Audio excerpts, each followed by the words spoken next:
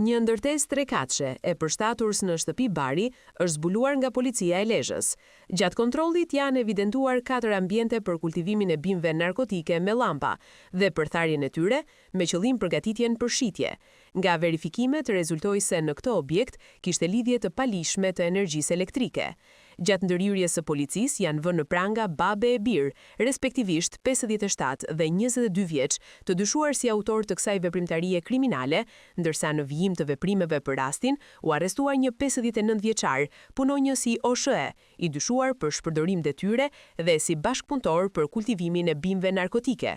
Për 4 punonjës të tjerë të OSHE nisi procedimi penal si të dyshuar për shpërdorim detyre.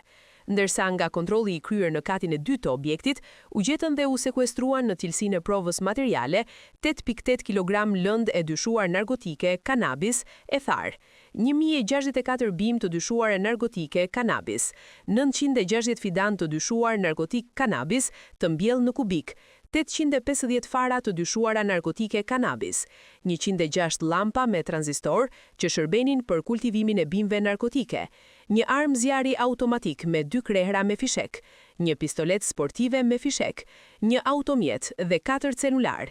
Nga kontrolli i kryer në banesat e shtetasve të arrestuar, u gjetën dhe u sekuestruar në cilësinë e provës materiale 180 gram lëndë e dyshuar narkotike kokain, një pistolet me mulli, një armë zjarri pushk dhe një armë sportive. Nga hetimet dyshohet se kjo veprimtari kriminale kryej prej disa muajsh. Ndërkohë, policia e Lezhës njofton se vijojnë hetimet për dokumentimin e plot të saj dhe identifikimin e shtetasve të tjerë që mund të jenë të përfshirë.